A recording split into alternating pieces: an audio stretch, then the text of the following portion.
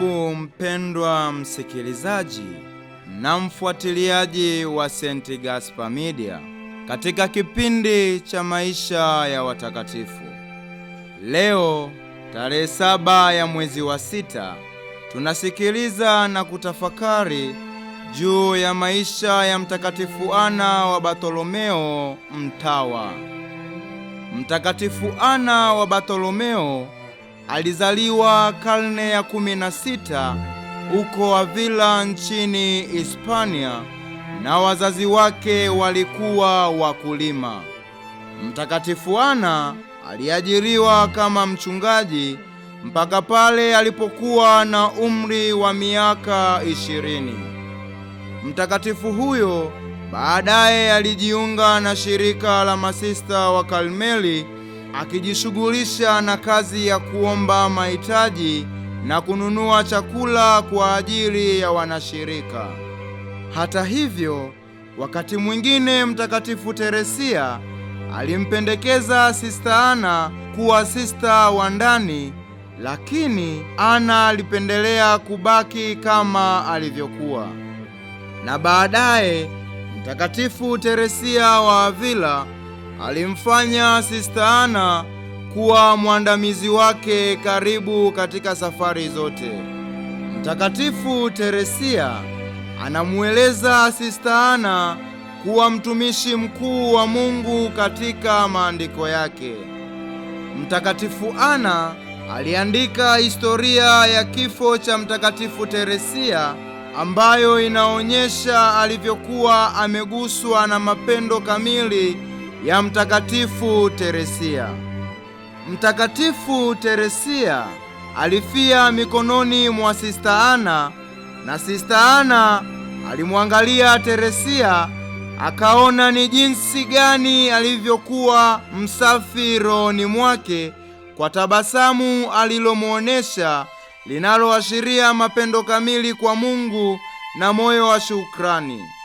Lakini Mtakatifu Teresia alipoaga dunia, Sista Ana alikaa miaka 6 zaidi kule Avila. Baada ya kifo cha Mtakatifu Teresia, Mtakatifu Ana ndipo alipopelekwa Ufaransa na Ubelgiji pamoja na masista wengine.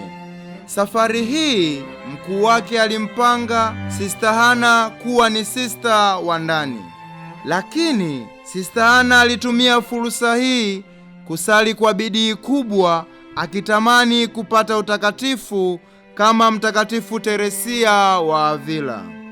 Mtakatifu Ana alimlalamikia Mungu katika sala zake kwa sababu alikuwa mtawa dhaifu, lakini Bwana alimdhihirishia kuwa yeye yupo daima pamoja na wale walio dhaifu. Akamwahidia kumpa nguvu ya Roho Mtakatifu alipomwambia, ninakuwashia moto.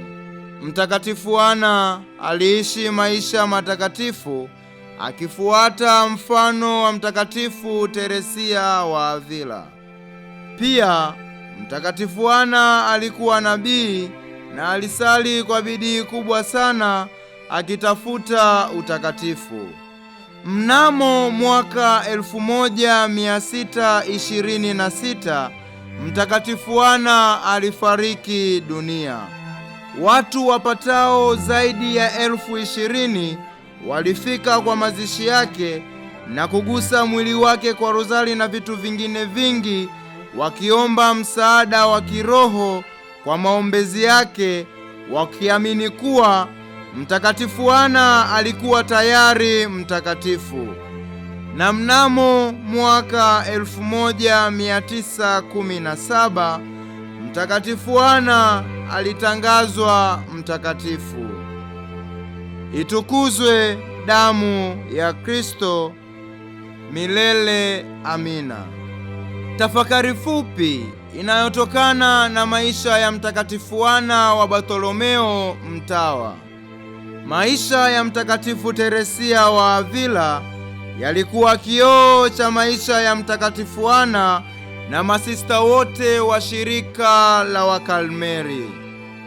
Watakatifu wengine wa siku ni watakatifu Deokari na Gotlibu, watakatifu Likarion, Hotamiona, wafiadini wa Misri, watakatifu Victorus, Makarius, Evasus, Privatus, Januaria, Donata, Spisina, Quirius, wafiadini wa Afrika Kaskazini.